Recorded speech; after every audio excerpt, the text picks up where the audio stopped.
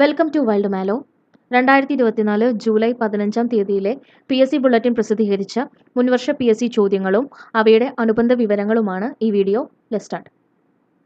സെലനോഗ്രാഫി എന്നാൽ എന്താണ്?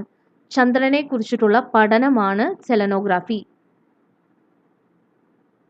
ഭൂമിയോട് ഏറ്റവും അടുത്തു നിൽക്കുന്ന ആകാശഗോളമാണ് ചന്ദ്രൻ. ഭൂമിയോട് ഏറ്റവും അടുത്തു നിൽക്കുന്ന ആകാശഗോളം ഏതാണ്? ചന്ദ്രനാണ്. ചന്ദ്രനിൽ നിന്നുള്ള പ്രകാശം ഭൂമിയിലെത്താൻ ആവശ്യമായ സമയം ഏകദേശം 1.3 സെക്കൻഡാണ്. ചന്ദ്രനിൽ നിന്നുള്ള പ്രകാശം ഭൂമിയിലെത്താൻ ആവശ്യമായ സമയം. പ്രകാശത്തെക്കുറിച്ചിട്ടുള്ള പഠനം ഒപ്റ്റിക്സ്. പ്രകാശത്തിന്റെ വേഗത 3 × 10⁸ മീറ്റർ പെർ സെക്കൻഡ് ആണ് പ്രകാശത്തിന്റെ വേഗത. സൂര്യപ്രകാശം ഭൂമിയിലെത്താൻ 500 സെക്കൻഡ് വേണം, അതായത് 8 മിനിറ്റും 20 സെക്കൻഡും. പ്രകാശം അനുപ്രസ്ഥ തരംഗത്തിന് ഉദാഹരണം, അതായത് ട്രാൻസ്വേഴ്സ് വേവ്സിന് ഉദാഹരണമാണ് പ്രകാശം. പ്രപഞ്ചോൽപത്തിയെക്കുറിച്ചുള്ള പഠനമാണ് കോസ്മോഗണി. ആകാശ വസ്തുക്കളെ കുറിച്ചിട്ടുള്ള പഠനമാണ് ആസ്ട്രോണമി. സൂര്യനെ കുറിച്ചിട്ടുള്ള പഠനമാണ് ഹീലിയോളജി.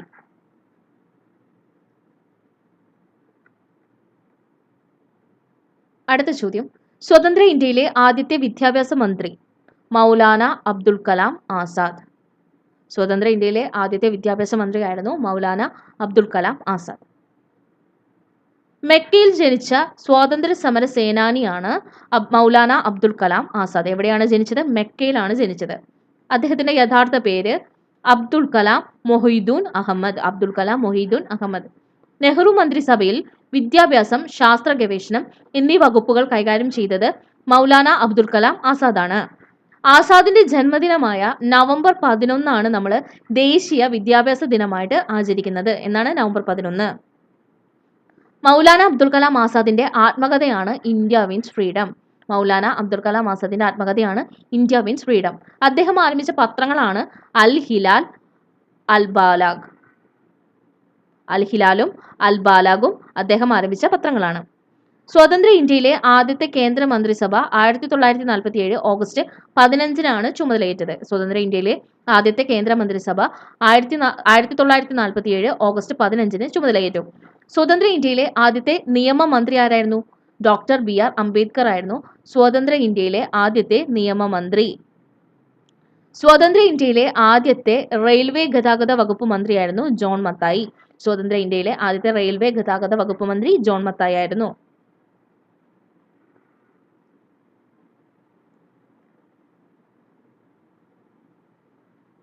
വായ്പകളുടെ നിയന്ത്രകൻ എന്നറിയപ്പെടുന്ന ബാങ്ക് ഏതാണ്? റിസർവ് ബാങ്ക് ഓഫ് ഇന്ത്യ ആണ് വായ്പകളുടെ നിയന്ത്രകൻ എന്നറിയപ്പെടുന്ന ബാങ്ക്. ഇന്ത്യയുടെ കേന്ദ്ര ബാങ്ക്, ബാങ്കുകളുടെ ബാങ്ക് എന്നറിയപ്പെടുന്നത് റിസർവ് ബാങ്ക് ആണ്.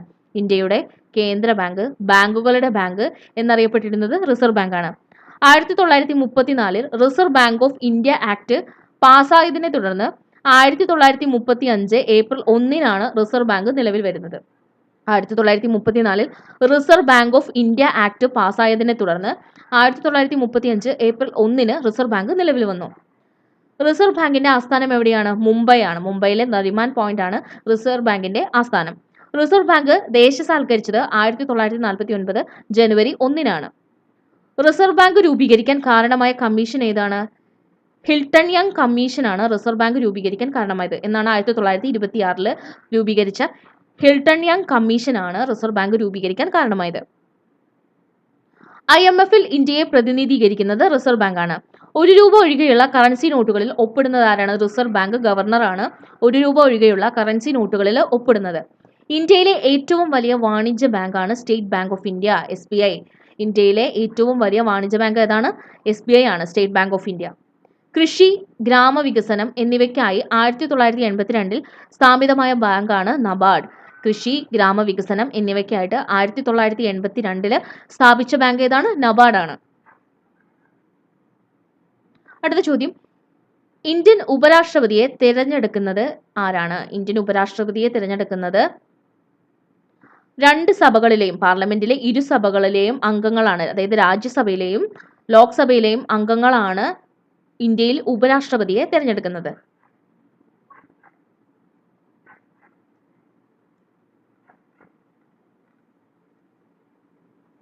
ഉപരാഷ്ട്രപതിയെ തിരഞ്ഞെടുക്കുന്ന ഭരണഘടന ആർട്ടിക്കിൾ 66 ആണ്. ലോക്സഭയിലെയും രാജ്യസഭയിലെയും തെരഞ്ഞെടുക്കപ്പെട്ട അംഗങ്ങൾ വോട്ട് ചെയ്താണ് ഉപരാഷ്ട്രപതിയെ തെരഞ്ഞെടുക്കുന്നത്. ലോക്സഭയിലെയും രാജ്യസഭയിലെയും തെരഞ്ഞെടുക്കപ്പെട്ട അംഗങ്ങൾ വോട്ട് ചെയ്തിട്ടാണ് ഉപരാഷ്ട്രപതിയെ തെരഞ്ഞെടുക്കുക. രാജ്യസഭയിൽ അധ്യക്ഷത വഹിക്കുക, അതേപോലെ രാഷ്ട്രപതിയുടെ അഭാവത്തിൽ അദ്ദേഹത്തിന്റെ ചുമതലകൾ വഹിക്കുക എന്നതാണ് ഉപരാഷ്ട്രപതിയുടെ കടമകൾ. രാജ്യസഭയിൽ അധ്യക്ഷത വഹിക്കുക, രാഷ്ട്രപതിയുടെ അഭാവത്തിൽ അദ്ദേഹത്തിന്റെ ചുമതലകൾ വഹിക്കുക എന്നതാണ് ഒരു ഉപരാഷ്ട്രപതിയുടെ കടമകൾ. ഉപരാഷ്ട്രപതിയാകാൻ വേണ്ട കുറഞ്ഞ പ്രായം 35 വയസ്സാണ്. ഇന്ത്യയിലെ ആദ്യത്തെ ഉപരാഷ്ട്രപതി ആരാണ്? ഡോക്ടർ എസ് രാധാകൃഷ്ണനാണ് ഇന്ത്യയുടെ ആദ്യത്തെ ഉപരാഷ്ട്രപതി. ഏറ്റവും കൂടുതൽ കാലം ഉപരാഷ്ട്രപതി ആയ വ്യക്തിയും ഡോക്ടർ എസ് രാധാകൃഷ്ണനാണ്. ഏറ്റവും കൂടുതൽ കാലം ഉപരാഷ്ട്രപതി ആയ വ്യക്തി കൂടിയാണ് ഡോക്ടർ എസ് രാധാകൃഷ്ണൻ. ഉപരാഷ്ട്രപതിയായ ഏക മലയാളിയാണ് KR നാരായണൻ. ഉപരാഷ്ട്രപതി ആയിട്ടുള്ള ഏക മലയാളി ആരായിരുന്നു? KR നാരായണൻ. പാർലമെന്റിലെയും സംസ്ഥാന നിയമസഭകളിലെയും തെരഞ്ഞെടുക്കപ്പെട്ട അംഗങ്ങൾ ഉൾക്കൊള്ളുന്ന ഇലക്ട്രൽ കോളേജാണ് രാഷ്ട്രപതിയെ തിരഞ്ഞെടുക്കുന്നത്. ഉപരാഷ്ട്രപതിയെ തിരഞ്ഞെടുക്കുന്നത് പാർലമെന്റിലെ രാജ്യസഭകളുടെയും ലോക്സഭയിലെയും അംഗങ്ങൾ കൂടി ചേർന്നിട്ടാണ് ഉപരാഷ്ട്രപതിയെ തിരഞ്ഞെടുക്കുന്നത്.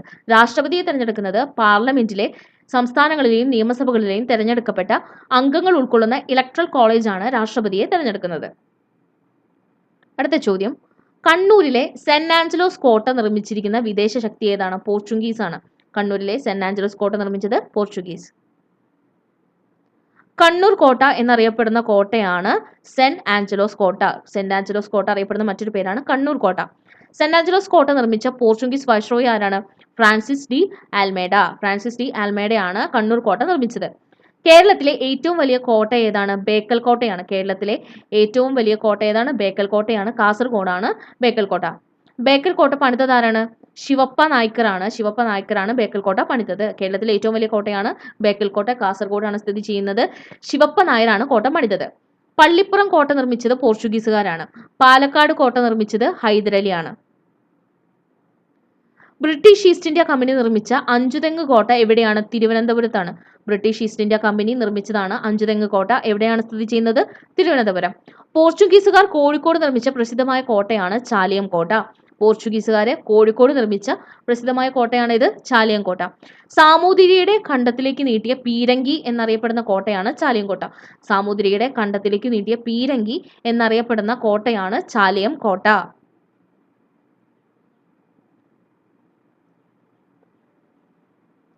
അടുത്ത ചോദ്യം, അക്ബർ സ്ഥാപിച്ച മതം ഏതാണ്? ദിൻ ഇലാഹി. അക്ബർ സ്ഥാപിച്ച മതമാണ് ദിൻ ഇലാഹി.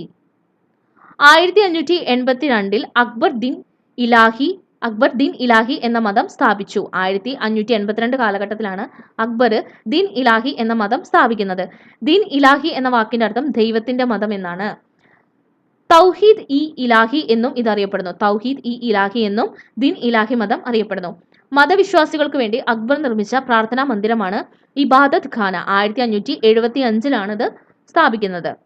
ജൈനമതം സ്ഥാപിച്ചത് വർദ്ധമാന മഹാവീരനാണ് ജൈനമതം സ്ഥാപിച്ചത്. ജൈനമതത്തിലെ 23ാമത്തെ തീർത്ഥങ്കരനാണ് പാർശ്വനാഥൻ. ജൈനമതത്തിലെ 24ാമത്തെ തീർത്ഥങ്കരനായിരുന്നു വർദ്ധമാന മഹാവീരൻ. വർദ്ധമാന മഹാവീരൻ ജനിച്ചത് എവിടെയാണ്? കുണ്ഡല ഗ്രാമത്തിലാണ് ജനനം. ജൈനമതത്തിലെ ത്രിരത്നങ്ങൾ എന്നറിയപ്പെടുന്നത് ജ്ഞാനം, ശരിയായ വിശ്വാസം, ശരിയായ പെരുമാറ്റം. ഇത് മൂന്നുമാണ് ജൈനമതത്തിലെ ത്രിരത്നങ്ങൾ എന്ന് അറിയപ്പെടുന്നത്. ജ്ഞാനം, ശരിയായ വിശ്വാസം, ശരിയായ പെരുമാറ്റം. ജൈനമതത്തിലെ 2 വിഭാഗങ്ങളാണ് ദിഗംബരന്മാരും അതുപോലെ ശ്വേതാംബരന്മാരും. ജൈനമതത്തിലെ 2 വിഭാഗങ്ങളാണ് ദിഗംബരന്മാരും ശ്വേതാംബരന്മാരും. ജൈനമതത്തിന്റെ വിശുദ്ധ ഗ്രന്ഥം ഏതാണ്? അഗമ. ജൈനമതത്തിന്റെ വിശുദ്ധ ഗ്രന്ഥമാണ് അഗമ.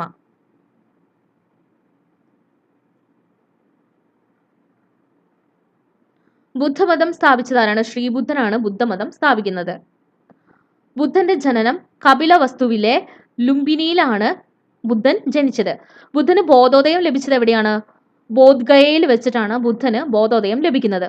ഉത്തർപ്രദേശിലെ കുശിനി നഗരത്തിൽ വെച്ചിട്ടായിരുന്നു ശ്രീബുദ്ധന്റെ മരണം. കുശിനി നഗരം, ഉത്തർപ്രദേശിലെ കുശിനി നഗരത്തിൽ വെച്ചിട്ടായിരുന്നു ശ്രീബുദ്ധന്റെ മരണം. ബുദ്ധമതത്തിന്റെ ത്രിരത്നങ്ങൾ എന്നറിയപ്പെടുന്നത് ഏതാണ്? ബുദ്ധം, ധർമ്മം, സംഘം. ബുദ്ധം, ധർമ്മം, സംഘമാണ് ബുദ്ധമതത്തിന്റെ ത്രിരത്നങ്ങൾ എന്ന് അറിയപ്പെടുന്നത്. ആര്യസത്യങ്ങൾ, അഷ്ടാംഗമാർഗങ്ങൾ ബുദ്ധമതവുമായി ബന്ധപ്പെട്ടിരിക്കുന്നു. ആര്യസത്യങ്ങൾ, അഷ്ടാംഗമാർഗങ്ങളൊക്കെ ബുദ്ധമതവുമായി ബന്ധപ്പെട്ടിരിക്കുന്നു. ബുദ്ധമത ഗ്രന്ഥങ്ങൾ രചിക്കപ്പെട്ടിട്ടുള്ളത് പാലി ഭാഷയിലാണ്. ബുദ്ധമത ഗ്രന്ഥങ്ങൾ രചിക്കപ്പെട്ട ഭാഷ ഏതാണ്? പാലി ഭാഷ. ബുദ്ധമതക്കാരുടെ അടിസ്ഥാന ഗ്രന്ഥമാണ് ത്രിപീഠിക. ബുദ്ധമതക്കാരുടെ അടിസ്ഥാന ഗ്രന്ഥമാണ് ത്രിപീഠിക. ഇതിന്റെ 3 ഭാഗങ്ങളാണ് വിനയപീഠിക, സൂക്തപീഠിക, അഭിധർമ്മ പീഠിക. വിനയപീഠിക എന്ന് പറയുമ്പോൾ അതിനകത്ത് എന്താണ്? ബുദ്ധ സന്യാസിമാരുടെ പെരുമാറ്റ രീതികളുമായി ബന്ധപ്പെട്ടതാണ് വിനയപീഠിക. സൂക്തപീഠിക ബുദ്ധന്റെ പ്രബോധനങ്ങൾ അടങ്ങിയിരിക്കുന്നു. ബുദ്ധന്റെ പ്രബോധനങ്ങൾ അടങ്ങിയിരിക്കുന്നതാണ് സൂക്തപീഠിക. അഭിധർമ്മ പീഠിക ബുദ്ധമത ദർശനങ്ങൾ അടങ്ങിയിരിക്കുന്നു. ബുദ്ധമത ദർശനങ്ങൾ അടങ്ങിയിരിക്കുന്നതാണ് അഭിധർമ്മ പീഠിക. അജന്തയിലെ എല്ലോറ ഗുഹാക്ഷേത്രങ്ങൾ ബുദ്ധമതവുമായി ബന്ധപ്പെട്ടിരിക്കുന്നു. അടുത്ത ചോദ്യം, ഒന്നാം പാനിപ്പട്ട് യുദ്ധം നടന്ന വർഷം 1526. ഒന്നാം പാനിപ്പട്ട് യുദ്ധം നടക്കുന്നത് 1526. ഒന്നാം പാനിപ്പട്ട് യുദ്ധം നടന്നത് ബാബറും ഇബ്രാഹിം ലോധിയും തമ്മിലായിരുന്നു. 1526 ഒന്നാം പാനിപ്പട്ട് യുദ്ധം നടന്നത് ബാബറും ഇബ്രാഹിം ലോധിയും തമ്മിലായിരുന്നു. മുഗൾ സാമ്രാജ്യത്തിന് അടിത്തറ പാകിയ യുദ്ധമാണ് ഒന്നാം പാനിപ്പട്ട് യുദ്ധം. മുഗൾ സാമ്രാജ്യത്തിന് അടിത്തറ പാകിയ യുദ്ധമാണ് ഒന്നാം പാനിപ്പട്ട് യുദ്ധം. 1556 രണ്ടാം പാനിപ്പട്ട് യുദ്ധം അക്ബറും ഹെമുവും തമ്മിലായിരുന്നു. 1526 ബാബറും ഇബ്രാഹിം തമ്മിലായിരുന്നു. 1556 രണ്ടാം പാനിപ്പട്ട് യുദ്ധം അക്ബറും ഹെമുവും തമ്മിലായിരുന്നു. 1761 മൂന്നാം പാനിപ്പട്ട് യുദ്ധം മറാത്തികളും അഫ്ഗാനികളും തമ്മിലായിരുന്നു. മറാത്ത വംശത്തിന് അന്ത്യം കുറിച്ച യുദ്ധമാണ് മൂന്നാം പാനിപ്പട്ട് യുദ്ധം. മറാത്ത വംശത്തിന് അന്ത്യം കുറിച്ച യുദ്ധമാണ് മൂന്നാം പാനിപ്പട്ട് യുദ്ധം. പ്ലാസി യുദ്ധം നടന്നത് 1757 ബക്സാർ യുദ്ധം നടന്നത് 1764. നന്ദനാർ എന്ന തൂലികാ നാമത്തിൽ അറിയപ്പെടുന്ന സാഹിത്യകാരൻ ആരാണ്? PC ഗോപാലനാണ് നന്ദനാർ എന്ന തൂലികാ നാമത്തിൽ അറിയപ്പെടുന്നത്. ഉറൂബ് എന്ന തൂലികാ നാമത്തിൽ അറിയപ്പെടുന്നത് PC കുട്ടിക്കൃഷ്ണനാണ്. മാലി എന്ന തൂലികാ നാമത്തിൽ മാധവൻ നായരാണ് അറിയപ്പെടുന്നത്. വിലാസിനി എന്ന പേരിൽ അറിയപ്പെടുന്നത് MK മേനോനാണ്. അടുത്ത ചോദ്യം, തിരുക്കൊച്ചി സംയോജനം നടന്ന വർഷം 1949 ജൂലൈ 1 തിരുക്കൊച്ചി സംയോജനം നടന്നത്. കേരള സംസ്ഥാനം രൂപം കൊള്ളുമ്പോൾ കേരളത്തിലാകെ 5 ജില്ലകളാണ് ഉണ്ടായിരുന്നത്.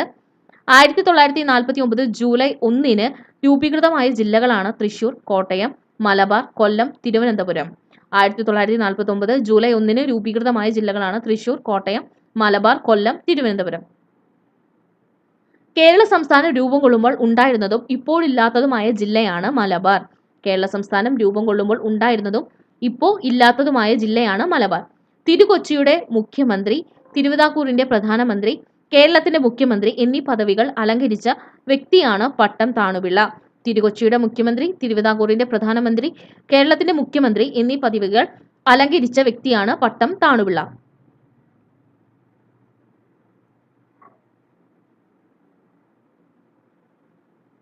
ആയിരത്തി 1956 നവംബർ 1 കേരള സംസ്ഥാനം നിലവിൽ വരുന്നത്.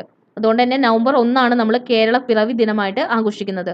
1956 നവംബർ 1 കേരള സംസ്ഥാനം നിലവിൽ വരുന്നത്. അന്നാണ് നമ്മൾ കേരളപ്പിറവി ദിനമായിട്ട് ആഘോഷിക്കുന്നത്, നവംബർ 1. 1946 പുന്നപ്ര വയലാർ സമരം നടക്കുന്നത്. അതേപോലെ തന്നെ കണ്ണൂരിലെ കരിവള്ളൂർ സമരവും കാവുമ്പായി സമരവും നടക്കുന്നതും 1946. അടുത്ത ചോദ്യം, പ്രാചീന ഇന്ത്യൻ ചരിത്രത്തിലെ സുവർണ കാലഘട്ടം എന്നറിയപ്പെടുന്നത് ഗുപ്ത കാലഘട്ടമാണ്. പ്രാചീന ഇന്ത്യൻ ചരിത്രത്തിലെ സുവർണ കാലഘട്ടം എന്നറിയപ്പെടുന്നത് ഗുപ്ത കാലഘട്ടമാണ്. മൗര്യ സാമ്രാജ്യത്തിന്റെ തകർച്ചയ്ക്ക് ശേഷം പാടലിപുത്രം ആസ്ഥാനമാക്കി ഗംഗാ സമതലത്തിൽ വളർന്നു വന്ന ശക്തമായ സാമ്രാജ്യമാണ് ഗുപ്തന്മാരുടേത്. മൗര്യ സാമ്രാജ്യത്തിന്റെ തകർച്ചയ്ക്ക് ശേഷം പാടലിപുത്രം ആസ്ഥാനമാക്കി ഗംഗാ സമതലത്തിൽ വളർന്നു വന്ന ശക്തമായ സാമ്രാജ്യമാണ് ഗുപ്തന്മാരുടേത്. ചന്ദ്രഗുപ്തൻ ഒന്നാമനാണ് CE 320 ഗുപ്തവർഷത്തിന് തുടക്കം കുറിച്ചത്. ചന്ദ്രഗുപ്തൻ ഒന്നാമനാണ് CE 320 ഗുപ്തവർഷത്തിന് തുടക്കം കുറിച്ചത്. തലസ്ഥാനം പാടലിപുത്രത്തിൽ നിന്ന് ഉജ്ജയിനിലേക്ക് മാറ്റിയത് ചന്ദ്രഗുപ്തൻ രണ്ടാമനാണ്. തലസ്ഥാനം പാടലിപുത്രത്തിൽ നിന്ന് ഉജ്ജയിനിയിലേക്ക് മാറ്റിയത് ചന്ദ്രഗുപ്തൻ രണ്ടാമനാണ്. ഗുപ്തന്മാരുടെ ഔദ്യോഗിക ചിഹ്നമായിരുന്നു ഗരുഡൻ. ഗുപ്തന്മാരുടെ ഔദ്യോഗിക ചിഹ്നം ഏതായിരുന്നു? ഗരുഡനായിരുന്നു. മൗര്യ സാമ്രാജ്യം സ്ഥാപിക്കാൻ ചന്ദ്രഗുപ്ത മൗര്യനെ സഹായിച്ചത് ചാണക്യനായിരുന്നു. മൗര്യ സാമ്രാജ്യം സ്ഥാപിക്കാൻ ചന്ദ്രഗുപ്ത മൗര്യനെ സഹായിച്ചത് ചാണക്യനായിരുന്നു. അർത്ഥശാസ്ത്രം എഴുതിയത് ചാണക്യനാണ്. അർത്ഥശാസ്ത്രം ഇംഗ്ലീഷിലേക്ക് മാറ്റിയത് ശ്യാമശാസ്ത്രി. ഇന്ത്യയിൽ ആദ്യമായി ഒരു കേന്ദ്രീകൃത ഭരണ വ്യവസ്ഥയ്ക്ക് തുടക്കം കുറിച്ചത് മൗര്യ സാമ്രാജ്യമാണ്. ഇന്ത്യയിൽ ആദ്യമായിട്ട് ഒരു കേന്ദ്രീകൃത ഭരണ വ്യവസ്ഥയ്ക്ക് തുടക്കം കുറിച്ചത് മൗര്യ സാമ്രാജ്യമാണ്. മുഗൾ കാലഘട്ടം എന്നറിയപ്പെടുന്നത് AD 1526 മുതൽ 1857 വരെയുള്ള കാലഘട്ടമാണ് മുഗൾ കാലഘട്ടം. മുഗൾ സാമ്രാജ്യ സ്ഥാപകൻ ആരായിരുന്നു? ബാബർ ആയിരുന്നു. സംഘകാലഘട്ടത്തെ 3 സാമ്രാജ്യങ്ങളായിട്ട് തിരിച്ചിട്ടുണ്ട്. ചേര സാമ്രാജ്യം, ചോള സാമ്രാജ്യം, പാണ്ഡ്യ സാമ്രാജ്യം. ഇന്നത്തെ തഞ്ചാവൂരും തിരുച്ചിറപ്പള്ളി എന്നീ പ്രദേശങ്ങൾ ഉൾക്കൊണ്ടതായിരുന്നു ചോളമണ്ഡലം. ഇന്നത്തെ തഞ്ചാവൂരും തിരുച്ചിറപ്പള്ളി എന്നീ പ്രദേശങ്ങൾ ഉൾക്കൊണ്ടതായിരുന്നു ചോളമണ്ഡലം. ചോളന്മാരുടെ ഔദ്യോഗിക മുദ്ര ഏതായിരുന്നു? കടുവയായിരുന്നു. ചോളന്മാരുടെ തലസ്ഥാനം തഞ്ചാവൂർ. ഏറ്റവും പ്രഗത്ഭനായിരുന്ന ചോള രാജാവായിരുന്നു കരികാല ചോളൻ. ഏറ്റവും പ്രഗത്ഭനായിരുന്ന ചോള രാജാവ് ഏതായിരുന്നു? കരികാല ചോളൻ. അപ്പോൾ ഇത്രയും ചോദ്യങ്ങളും അതിൻ്റെ അനുബന്ധ വിവരങ്ങളുമാണ് ഇന്ന് നമ്മൾ ഡിസ്കസ് ചെയ്തിട്ടുള്ളത്. Thanks for watching.